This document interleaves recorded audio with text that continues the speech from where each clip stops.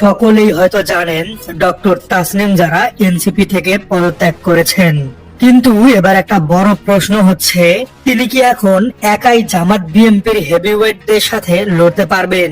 ফেসবুকে একটি স্ট্যাটাস দিয়ে তিনি বুমশেলটি ফাটালেন। তিনি জানালেন বর্তমান প্রেক্ষাপটে তিনি কোনো নির্দিষ্ট রাজনৈতিক দল বা জোটের সাথে নির্বাচন করবেন না, তিনি লড়বেন স্বতন্ত্র প্রার্থী হিসেবে। এই সিদ্ধান্তটি আপাত দৃষ্টিতে ইমোশনাল বা আবেগী মনে হতে পারে, কিন্তু রাজনীতির দাবা খেলায় এটি একটা বিশাল ঝুঁকি। কেন? কারণ আমরা জানি এনসিপি এবং জামাতে ইসলামের মধ্যে জোট বা আসন সমতা চূড়ান্ত পর্যায়ে। যদি তাসনিম যারা এনসিপিতে থাকতেন তবে জোরালো সম্ভাবনা ছিল যে জামাত এই আসনে কোনো প্রার্থী দিত না, বরং জোটের স্বার্থে তাসনিম যারাকেই জামাত সমর্থন দিত। তখন তার লড়াইটা হতো শুধু বিএনপির সাথে।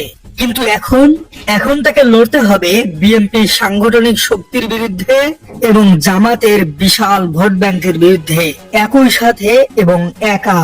তার নেই কোনো দলীয় কর্মী, নেই কোনো অফিস, আছে শুধু সততা আর জনসমর্থন। আজকের এই এপিসোডে আমরা বিশ্লেষণ করব তাসনিম জারার এই একলা চলনীতি তাকে সংসদে কোথায় নিয়ে যাবে আসলে, নাকি জামাত অথবা বিএনপির যে কোনো কারোর কাছে পরাজয় মেনে নেবে তিনি।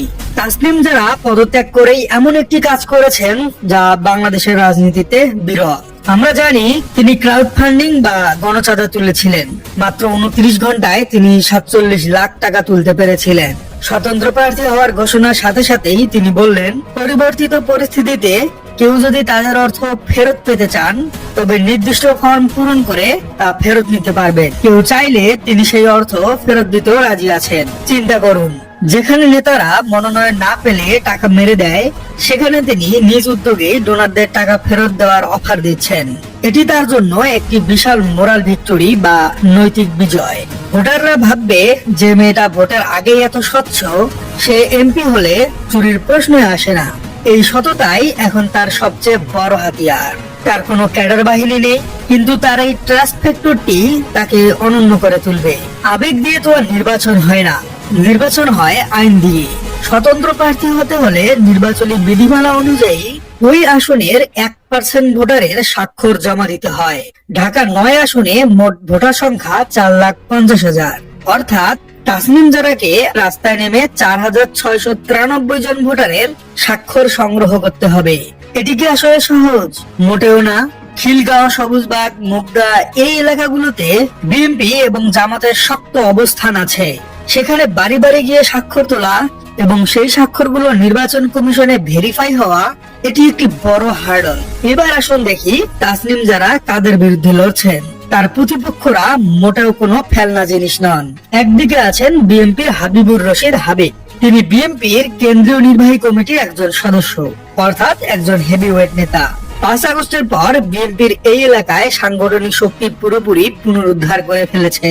হাবিবুর রশিদ প্রচারণায় বলেছেন নাগরিক সুবিধা নিশ্চিত করে এই আসনকে একটি মডেল এলাকা বানাবেন। বিএনপির যে বিশাল এন্টি আওয়ামী লীগ ভোট আছে তার বড় অংশই অটোমেটিক্যালি ধারে শীষে চলে যেতে পারে। তাসনিম জারাকে সেই ভোটের মধ্যেই ভাগ বসাতে হবে।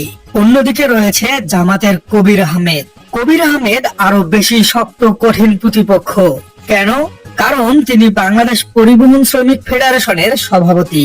আপনারা জানেন সায়দাবাদ বাস টার্মিনাল এবং মুগদা এলাকায় প্রচুর পরিবহন শ্রমিক এবং নিম্ন আয়ের মানুষের বসবাস। কবির আহমেদ তাদের নেতা। তিনি বলেছেন নির্বাচিত হলে শ্রমিকদের কর্মসংস্থান করবেন। জামাতের নিজস্ব ভোট, পরিবহন শ্রমিকদের ভোট এবং জামাতের শক্ত মোরাল নৈতিকতার কারণে এখানে কবির আহমেদ অত্যন্ত শক্তিশালী পজিশনে আছেন। তাসনিম যারা এনসিপিতে থাকলে হয়তো এই কবির আহমেদও তাকেই সমর্থন দিতেন, কিন্তু এখন কবির আহমেদ একজন প্রধান প্রতিদ্বন্দ্বী। তাহলে সমীকরণটা আসলে কি দাঁড়াচ্ছে? একদিকে এনসিপির রাজনৈতিক শক্তি, অন্যদিকে জামাতের শ্রমিক ভোট ব্যাংক, আর মাঝখানে ডক্টর তাসনিম যারা, যারা আছে শুধু ফেসবুকের জনপ্রিয়তা এবং সততার ইমেজ। কিন্তু ঢাকা 9 আসনের একটি বিশেষ বৈশিষ্ট্য আছে। এখানে নারী ভোটার পুরুষ ভোটারের চেয়ে অনেক বেশি। নারী আছে 2,28,000 এবং পুরুষ আছে 2,21,000। এই নারী ভোটাররা কি তাসনিম জারার গেম চেঞ্জার হতে পারে?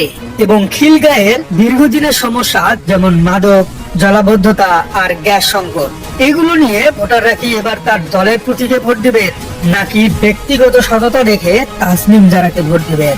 ঢাকা ৯ আসনের পরিসংখ্যানের দিকে তাকালে একটি চমকপ্রদ তথ্য চোখে পড়ে।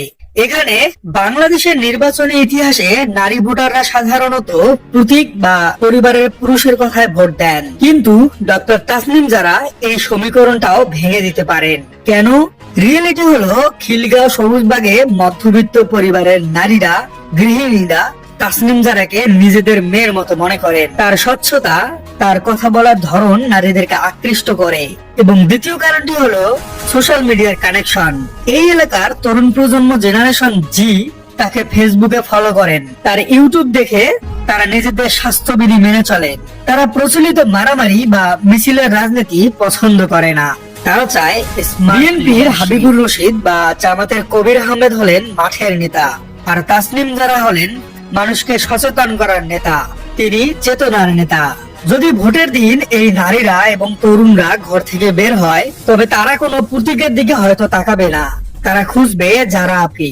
এটাই জারার জয়ের একমাত্র রাস্তা। অথবা তিনি কখনোই জামাত বিএনপির হেভিওয়েট ভোট ব্যাংককে ভাঙতে পারবেন না। এখন একটা ক্রিটিক্যাল অ্যানালাইসিস করা যাক। তাসনিম জারা এনসিপি থেকে পদত্যাগ করে স্বতন্ত্র হলেন, এতে তিনি নৈতিকভাবে জিতলেন, কিন্তু রাজনৈতিকভাবে তিনি কি ভুল করলেন? আমরা জানি এনসিপি এবং জামাতের মধ্যে জোট হচ্ছে। যদি যারা এনসিপি তে থাকতেন, তবে খুব সম্ভবত জামাত এই আসনে তাদের কোনো প্রার্থী দিত না। তখন যারার ভোট ব্যাংক হতো এনসিপির তরুণ ভোট প্লাস জামাতে ইসলামের বিশাল ভোট ব্যাংক। কিন্তু এখন তিনি পুরোপুরি একা। এখন জামাতের কবির আহমেদ তার পূর্ণ শক্তিতে লড়বেন, বিএনপির হাবিবুর রশিদ তার পূর্ণ শক্তি দিয়ে লড়বেন। ফলে সরকার বিরোধী বা পরিবর্তনকামী ভোটগুলো 3 ভাগে ভাগ হয়ে যাবে। প্রথমটি যাবে জামাতে ইসলামের দিকে এবং পরেরটি যাবে বিএনপির দিকে, এবং এরপর তাসনিম জারা তো আছেনই। ভোটের এই বিভাজন বা ভোট স্প্লিট আখেরে হেভিওয়েট প্রার্থীদেরকেই সুবিধা দিবে। জারাকে জিততে হলে এখন মিরাক্কল ঘটাতে হবে। ভোটাররা কি চায়? বিগত 2 যুগ ধরে এই এলাকায় মানুষ হাত বাড়ালেই মাদক পায়, বর্ষাকালে রাস্তায় নৌকা চালাতে হয়, আর শীতে গ্যাস তো থাকেই না। ফুটপাত দখল করে চাঁদাবাজি চলে নিয়মিতই। বিএনপি তো এতদিন রাজনীতিতে ছিলই, কিন্তু মানুষ তাদের কাছ থেকে খুব একটা মডার্ন সলিউশন বা আধুনিক সমাধান আশা করে না। মানুষ তাদের এখনো পাওয়ার পলিটিক্স বা ক্ষমতার রাজনীতি হিসেবেই দেখে আসছে। তাসনিম জারা এখানে একটি বিকল্প স্বপ্ন দেখাচ্ছেন। তিনি বলছেন, জাতীয় পর্যায়ের সমস্যাগুলো কিভাবে অ্যাড্রেস করতে পারি তার পরিকল্পনা আমার থাকবে। তিনি রাজনীতি করতে আসছেন না, তিনি আসছেন সমস্যার সমাধান নিয়ে। এই মেসেজটা যদি সাধারণ মানুষকে তিনি ভালোভাবে মাথায় ঢুকাতে পারেন, তবে তারা দলমত নির্বিশেষে হয়তো জারাকেই বেছে নেবেন, বিশেষ করে যারা 5 আগস্টের পর নতুন বাংলাদেশ দেখতে চেয়েছে। সবশেষে আসি সবচেয়ে কঠিন বাস্তবতায়। বাংলাদেশে ভোট ব্যাংক শুধু ফেসবুকে হয় না, ভোট হয় কেন্দ্রে। ঢাকা 9 আসনে কয়েকশো ভোট কেন্দ্র থাকবে। বিএনপি এবং জামাতের হাজার হাজার প্রশিক্ষিত পোলিং এজেন্ট আছে। তারা জানে কিভাবে কেন্দ্র পাহারা দিতে হয়, কিভাবে ভোটকে রক্ষা করতে হয়। কিন্তু তাসনিম জারার কি সেই মাসল পাওয়ার বা জনবল আছে? তিনি বলেছেন, আপনারাই আমার কর্মী বাহিনী।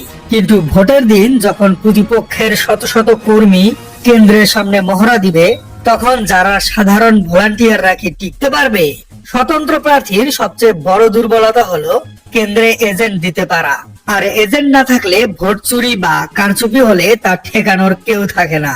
আগামী কয়েকদিনে তাসনিম জারাকে এই গ্রাউন্ড ফোর্স তৈরি করতে হবে নিজেকেই। তা না হলে ফেসবুকে ঝড় ওঠালেও ব্যালট বাক্সে প্রতিফলিত হবে শূন্য। প্রিয় দর্শক, ডাক্তার তাসনিম জারা প্রমাণ করেছেন তিনি আপোষ জানেন না। তিনি দলের লেজুর ভিত্তি করে এমপি হতে চাননি, তিনি জনগণের শক্তিতে এমপি হতে চেয়েছেন। কিন্তু বাংলাদেশের রাজনীতি এতটা সহজ নয়। তিনি এনসিপিতে থাকলে তার বিজয় ছিল নিশ্চিত, কারণ সেক্ষেত্রে জামাত তাকে হয়তো পূর্ণ সমর্থন দিত। কিন্তু এখন জারাকে লড়তে হবে একাই। সবাই হয়তো চেয়েছিলেন যারা এনসিপির সাথে থেকেই নির্বাচন করুক এবং সংসদে যে একটি ভালো ভয়েস রেজ করুক, কিন্তু সমীকরণ এখন পুরোপুরি পাল্টে যেতে পারে। প্রিয় দর্শক, আপনারা কি মনে করেন? ঢাকা 9 ভোটাররা কি তাসনিম জারাকেই বেছে নিবেন, নাকি বেছে নিবেন জামাতের হেভিওয়েট কোনো প্রার্থীকে, নাকি বেছে নেবেন বিএনপিরও কোনো প্রার্থীকে? তাসনিম জারা কি পারবেন দুই হেভিওয়েটের মাঝে নিজেকে প্রমাণ করতে? জামাতের সমর্থন থাকলে তাসনিম জারার বিজয় কি আসলেই নিশ্চিত ছিল? কমেন্টে জানিয়ে দিন আপনার মূল্যবান মতামত। আর আপনার রাজনীতি চ্যানেলে নতুন হয়ে থাকলে চ্যানেলটি সাবস্ক্রাইব করার অনুরোধ থাকলো। দেখা হচ্ছে পরবর্তী কোনো পর্বে।